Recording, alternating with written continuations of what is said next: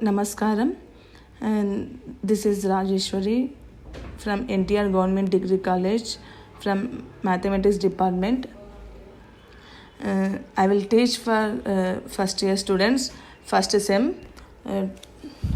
Yesterday what we have discussed, formal definition of PDE and function of two variables and domain of a function, and next neighborhood of a point in two variables, continuity at the point and function also. So today I am going to give a presentation on limit of a function of two variables.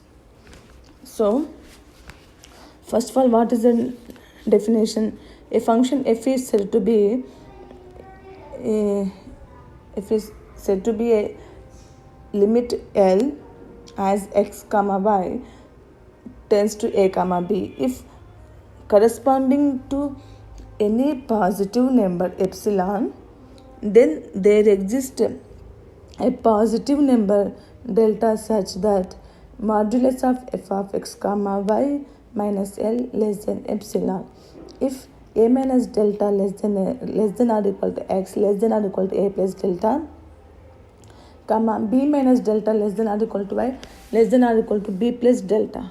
Okay, that is that corresponding to every positive number epsilon, there exists a neighborhood of a comma b such that for every point x comma y of this neighborhood other than a comma b and L minus epsilon less than f of x comma y less than L plus epsilon. Okay.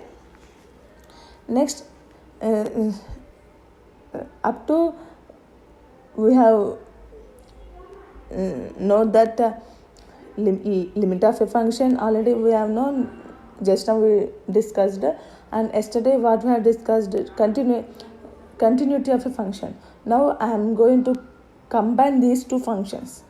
So now new definition is limit of a function, limit of a continuous function. Okay, in simply way we can say that f is continuous at a comma b if and only if limit of x comma y equal to f of a comma b as x comma y tends to a comma b, that is the limit of the function equal to value of a function.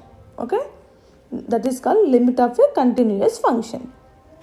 Next, the important topic is in partial differential equations is partial derivatives.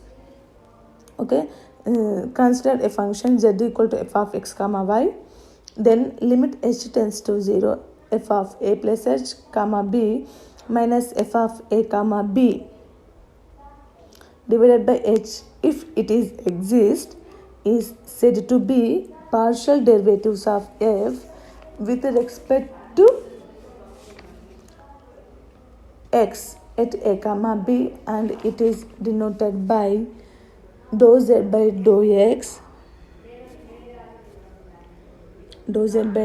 a comma b or simply fx a comma b.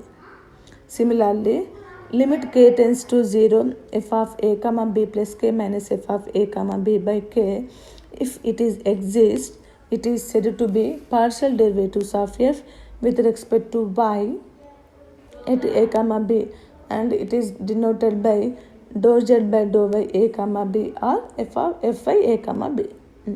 In other hand, the partial derivatives of f with respect to x at a comma b is the derivative of the function fx equal to f of x comma b of a single variable at x equal to a. That means it is a function of single variable. We can convert the function of two variables into the function of single variable. Okay. Similarly, the partial derivative of f with respect to y at a comma b is the derivative of the function fx or fy equal to f of a comma y of a function single real variable at y equal to b. If f possesses a partial derivative with respect to x at every point of its domain, then there exists a new function a comma b goes to mapping to R, mapping to fx a comma b, and denoted by fx of two variables whose domain is the same as the of the given function f. Therefore, fx of x comma y equal to limit h tends to 0 f of x plus h comma y minus f of x comma y divided by h as h tends to 0.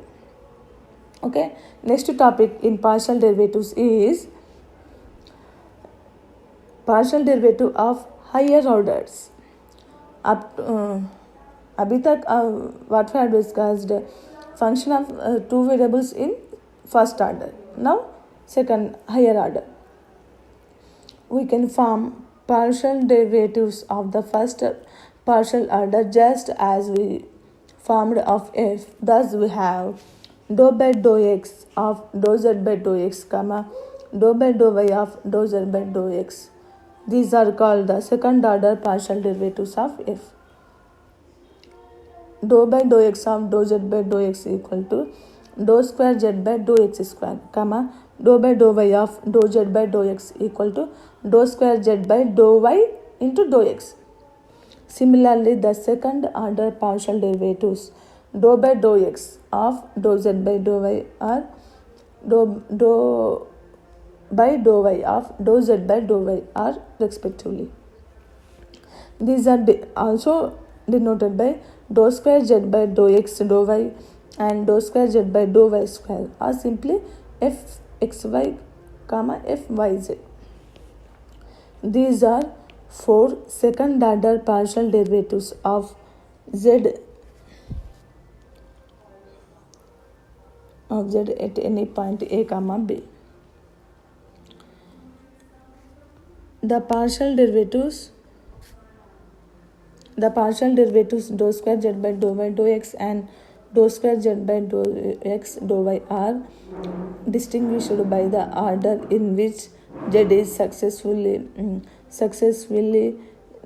differentiable with respect to x and y. But it will be seen that in general they are equal. We can see the proof tomorrow. Okay, thank you.